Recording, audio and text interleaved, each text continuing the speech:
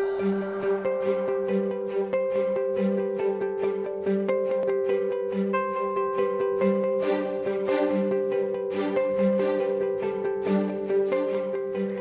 à tous, bienvenue dans votre émission dédiée aux produits de la ruche au secours de notre santé. Aujourd'hui, focus sur le pain d'abeille. C'est ce dernier très bénéfique grâce à sa teneur élevée en vitamines, facilement assimilable par notre corps. Il est également très recherché pour ses propriétés énergétiques, nutritionnelles et détoxifiantes. C'est ce que nous allons découvrir aujourd'hui. Comme chaque semaine, j'ai le plaisir d'accueillir Stéphanie Drey. Vous êtes docteur en pharmacie et naturopathe. Et Claire Desvaux, vous êtes naturopathe et diététicienne. Bonjour à toutes les deux. Bonjour. Tout d'abord, on va commencer par qu'est-ce que le pain d'abeille, Claire ? Alors le pain d'abeille, étonnamment, c'est un produit de la ruche qui est peu connu et pas très courant, qu'on voit pas tellement. Et Stéphanie détaillera sa composition tout à l'heure, mais il est sur une base de pollen auquel les abeilles vont ajouter des sécrétions gastriques et salivaires. Et ce produit va entrer en fermentation aux conditions naturelles de la ruche, à savoir une température de 35-36 degrés, une certaine humidité et en présence de micro-organismes. Et le processus de fermentation va durer à peu près 3 mois, jusqu'à arriver à ce pain d'abeille, donc un produit fermenté qui est un super aliment. Parfait. Et justement, quelle est la composition du pain d'abeille ? Alors, le pain d'abeille, lui, il est composé de 70% de pollen, 25% de miel et 5% en fait d'un mélange qui va être de la cire, de la propolis, de la gelée royale et des enzymes de la salive des abeilles ouvrières. C'est la nourriture des abeilles et qui sont dans les alvéoles. D'accord, dans les alvéoles de la ruche directement, enfin dans les produits de la ruche. Exactement. Donc comme vous l'aurez compris, c'est très proche finalement de la composition du pollen cru.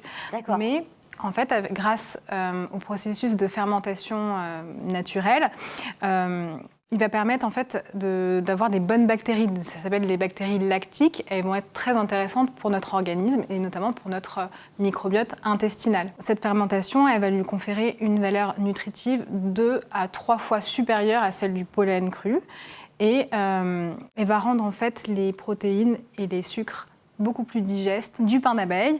Et c'est un véritable trésor nutritif parce qu'on a beaucoup de protéines végétales, des acides aminés, on a aussi des enzymes, des antioxydants et des vitamines et minéraux. Et donc, quels sont les bienfaits du pain d'abeille sur notre corps ? Alors, c'est un détoxifiant naturel. Il aide l'organisme à éliminer toutes les toxines au niveau de notre corps en soutenant le foie. Donc, par sa richesse en sélénium et en vitamines du groupe B, ça va vraiment soutenir le foie. Il va aussi restaurer la flore intestinale, comme je vous ai dit, par rapport à sa richesse en ferments lactiques. Donc ça fonctionne comment ? Pourquoi ça enrichit notre flore ? En fait, les bactéries lactiques, ce sont de bonnes bactéries pour notre microbiote intestinal. Et donc, ça va vous permettre de mieux digérer, de mieux nourrir... digérer les aliments et surtout de réguler le transit. Le pain d'abeille, il est aussi fortifiant, dynamisant, donc intéressant pour les personnes qui ont une grosse fatigue chronique, donc les personnes âgées, les sportifs, les personnes convalescentes. Et enfin, il a des vertus antioxydantes, notamment par sa richesse en polyphénol et sélénium, et ça va permettre en fait de lutter contre le vieillissement de l'organisme. Voilà. Et Claire, le pain d'abeille a-t-il un effet hépatoprotecteur ? Alors oui, Stéphanie a parlé du sélénium. Donc le sélénium est un antioxydant qui permet l'élimination des radicaux libres, qui sont des molécules très agressives pour l'organisme qui accélèrent le vieillissement. Le sélénium aide aussi à éliminer les métaux lourds. Et il y a par ailleurs, donc on a vu que le pain d'abeille est majoritairement constitué de pollen, et le pollen contient des acides aminés, la leucine et la méthionine, qui facilitent les fonctions du foie. Voilà, donc tout ceci en synergie contribue à protéger le foie. Et concernant les personnes qui sont atteintes d'anémie, est-ce qu'elles peuvent consommer du pain d'abeille et pour quelles raisons, si c'est le cas ? Oui, on peut le consommer. Après, les symptômes de l'anémie, généralement, c'est une faiblesse, une fatigue chronique, un peu d'étouffement, des vertiges. Donc, après, tout dépend de la cause de l'anémie. Ça peut être aussi lié à une hémorragie, ça peut être lié à une carence, lié aussi à un état inflammatoire, ou ce genre de choses. Mais dans le cas d'un état de carence, le pain d'abeille va être très intéressant parce qu'en fait, déjà, il va lutter contre les signes cliniques de l'anémie, donc la fatigue, de son côté dynamisant et fortifiant. Il est énergisant, c'est ça ? Exactement. Et en plus de ça, il est riche en vitamines du groupe B, donc il y a la vitamine B9 qui est intéressante pour la production des globules rouges. Donc ça remonte un petit peu le taux d'hémoglobine dans le sang, dans le cas de l'anémie. Voilà. Donc on a parlé aussi que ça régule la flore intestinale, mais qu'en est-il du système digestif? Alors en tant que produit fermenté, il est très bénéfique pour la digestion, puisqu'en fait, les enzymes qu'il contient ont en quelque sorte prédigéré déjà le produit. Donc du coup, il est très assimilable, il passe très facilement. Donc ça, c'est au niveau de la digestion. Et dans la continuité, au niveau du transit intestinal, comme il y a beaucoup de probiotiques, ce qu'on a évoqué, ça va aussi réguler le transit, que ce soit constipation ou diarrhée, ça va être un régulateur. Donc c'est un produit de la ruche, on peut souvent penser qu'il est sucré. Si on est atteint de cholestérol, par exemple, est-ce qu'on peut quand même consommer du pain d'abeille? Oui. Oui, parce que comme on a vu qu'il était bénéfique pour le foie, en fait, le foie est chargé du métabolisme du cholestérol. Donc, comme il y a une action bénéfique au niveau du foie, forcément que le cholestérol sera bien métabolisé et le mauvais cholestérol sera réduit. Donc ça régule en fait le mauvais cholestérol. Voilà, et les triglycérides. Et Pardon. Dans ce cas-là, il faudrait faire une cure de combien de temps pour réguler son cholestérol grâce au pain d'abeille, justement? Alors, la cure de pain d'abeille, en général, c'est 6 semaines. Donc, au niveau du cholestérol, c'est individuel. Tout dépend aussi à quel est le taux. Ça dépend des personnes. Et si on est une personne sans problème, justement, de cholestérol, d'anémie, etc., combien de temps peut durer une cure de pain d'abeille pour nous énergiser? Oui, ça va être la même chose, à peu près 6 semaines, à renouveler dans l'année. Donc généralement, on peut le faire au changement de saison, donc printemps, automne, c'est intéressant de le faire.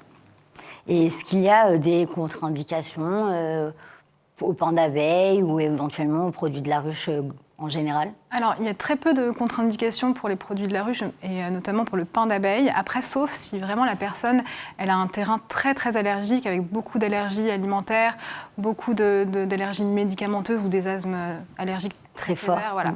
Donc là, dans ces cas-là, prudence, parce que voilà, on a du pollen, on a du miel dedans, donc il faut faire attention. Après, ce qu'on peut faire avec le pain d'abeille, c'est qu'on peut le tester. Donc, on peut prélever des petits grains, le diluer dans de l'eau et prendre des petites cuillères d'eau diluée du pain d'abeille jusqu'à bien en fait tolérer ce pain d'abeille. On a du pain d'abeille sur le plateau, mais plein de personnes doivent se poser la question de à quoi ça ressemble, oui, c'est vrai. Ce fameux pain d'abeille. Donc, on en a, ça ressemble. C'est des petits granulés en fait, comme ceci. Et est-ce que l'une d'entre vous voudrait goûter pour qu'on sache le ressenti en termes de goût? Est-ce que ça a le même goût que du miel, par exemple? Alors, petit verdict. Alors, la première chose que je perçois en bouche, c'est la cire. Il y a une enveloppe, en fait, autour. Et c'est pas sucré. C'est pas sucré? Du miel. Non, c'est pas sucré. Et on retrouve bien le pollen très présent. Donc, est-ce que ça se rapproche peut-être du pollen cru en termes de goût? Alors, c'est plus acide. C'est plus acide? Oui, parce que c'est fermenté, donc c'est plus acide. Et c'est acidulé, en fait, au goût. Mais c'est pas désagréable. Bon, c'est particulier. Moi, j'aime bien les produits fermentés, donc ça ne me gêne pas. Et comment cela se consomme-t-il? Donc, on peut le prendre comme ça, en le mangeant. Vous avez parlé de le mettre probablement dans de l'eau. Non, alors ça c'est vraiment pour les personnes qui auraient un doute sur les allergies. Sinon, habituellement, le pain d'abeille, il faut le consommer. Donc, on évite à jeun, plutôt 45 minutes, voire 30 minutes avant ou après un repas. On le prend, donc c'est à peu près 5 à 10 grammes pour les adultes par jour et 3 grammes par jour pour les enfants. Donc on le prend à la petite cuillère et surtout on le laisse se fondre un petit peu sous la langue pour justement que tous les minéraux, les vitamines passent bien par la voie sublinguale tous les matins. Voilà. Vous avez parlé qu'on peut le prendre même en étant enfant. Est-ce qu'il y a un âge requis pour commencer une cure de pain d'abeille? 6 ans peut-être, à peu près. Même plus jeune. Ouais. Oui, ça dépend après de la... 4 ans, bon, par rapport au goût, c'est peut-être un peu difficile. C'est peut-être plus compliqué, voilà, oui, effectivement. Ça dépend ça dépend des personnes. Et pour les enfants, généralement, on est souvent en bonne santé quand on est jeune et on court un petit peu partout. Ça va être quoi l'intérêt de prendre du pain d'abeille à cet âge-là? C'est pour vraiment les enfants qui ont du mal à manger, donc qui ont tendance avec un petit poids ou qui ont peu d'appétit ou qui ont tendance à tomber malade tout le temps, donc ça se voit qu'ils ont besoin de revitalisation et le pain d'abeille, ça va être une bonne indication pour eux. Et ça peut fonctionner éventuellement aussi peut-être sur la croissance, ça peut jouer?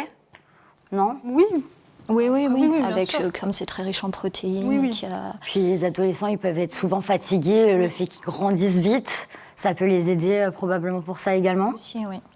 Et à la limite, pour quelqu'un qui a tendance à grignoter, bon, faut aimer le goût, mais à la limite, pourquoi pas se dire plutôt que de grignoter des bonbons, du chocolat, prendre un grain, on le garde en bouche assez longtemps et ça peut pallier le geste déjà, puis même au niveau du goût, quoi. Ça sera Mais un ça, grignotage sain, en quelque Mais sorte. si on grignote, c'est souvent pour du chocolat et des produits sucrés. Est-ce que ça va quand même pallier Mais c'est souvent très compulsif. Et là, il va y avoir des choses régulatrices donc, qui peut-être vont calmer les grignotages. les grignotages? Ouais.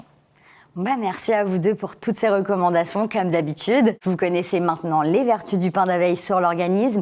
Et merci à vous tous de nous avoir suivis sur Top Santé TV. On se retrouve la semaine prochaine pour un nouvel épisode des produits de la ruche au secours de notre santé. À bientôt!